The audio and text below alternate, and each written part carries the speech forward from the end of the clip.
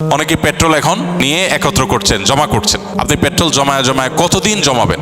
এরপর আর এই পেট্রোল যে আপনার নিজের বিপদের কারণ হবে না তার কোনো গ্যারান্টি আছে? আপনি একদিকে জমাচ্ছেন, অপরদিকে অনেকের অনেক আর্জেন্ট কাজ আছে, সে পেট্রোল পাচ্ছে না। জীবনে যদি কোথাও পানি অপচয় করেন, যতটুকু অপচয় করেছেন, জীবনে আপনার এমন সময় আসবে হয়তো যখন ওইটুকু পানির জন্য আপনি ক্রাইসিসে পড়বেন। এইটুকু পানি হলে আপনার কাজ হতো, কিন্তু নাই, কারণ এর আগে আপনি এটা অপচয় করে নষ্ট করেছেন, আপনার বরাদ্দে ছিল, এটা নষ্ট করেছেন। বর্তমান যুদ্ধ পরিস্থিতিতে আমাদের সংকটাপন্ন পরিস্থিতি থেকে উত্তরণের উপায় কি? গুরুত্বপূর্ণ প্রশ্ন। যে যুদ্ধ পরিস্থিতি চলছে এবং যে সংকট গোটা পৃথিবীতে দেখা দিয়েছে, আমরা কঠিন একটা বাস্তবতার মুখোমুখি। আল্লাহ না করুন যদি পরিস্থিতি আরো জটিল হয়, যুদ্ধ যদি আরো দীর্ঘায়িত হয়, পরিস্থিতি যদি আরো খারাপের দিকে যায়, তাহলে সেক্ষেত্রে বিশ্বের অন্যান্য দেশের মতো আমাদের উপরও কঠিন পরিস্থিতি আসাটা অস্বাভাবিক নয়। তো এরকম পরিস্থিতিতে আমাদের কয়েকটা করণীয় আছে।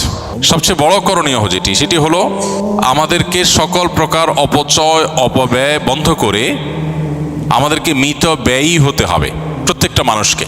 এটা অবশ্য শুধু যুদ্ধ পরিস্থিতি বা সংকটাপন্ন পরিস্থিতিতেই না, বরং এটি সর্ব অবস্থায় এবং সারা বছর জুড়ে সারা জীবনভর পালনীয় বিষয়।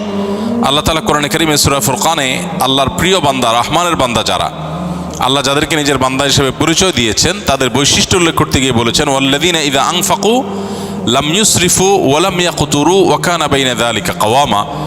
রহমানের প্রিয় বান্দা হলেন তারা যারা ব্যয় করার সময় অপচয় করে না, আবার কার্পণ্যও করে না, বরং মধ্যম পন্থা অবলম্বন করে। আল্লাহ বলেছেন, কুলু ওয়াশরাবু ওয়া লা তুসরিফু, খাও পান করো কিন্তু অপচয় করো না। জীবনে যদি কোথাও পানি অপচয় করেন, যতটুকু অপচয় করেছেন, জীবনে আপনার এমন সময় আসবে হয়তো যখন ওইটুকু পানির জন্য আপনি ক্রাইসিসে পড়বেন। এইটুকু পানি হলে আপনার কাজ হতো, কিন্তু নাই, কারণ এর আগে আপনি এটা অপচয় করে নষ্ট করেছেন, আপনার বরাদ্দে ছিল, এটা নষ্ট করেছেন। এই জন্য আমাদের সারা বছরের জন্য এই প্রতিজ্ঞা করা দরকার যে আমরা অপচয় অপব্যয় করব না। যদিও কঠিন পরিস্থিতিতে টিকে থাকার জন্য মিতব্যয়ী আমরা অনেকেই হই।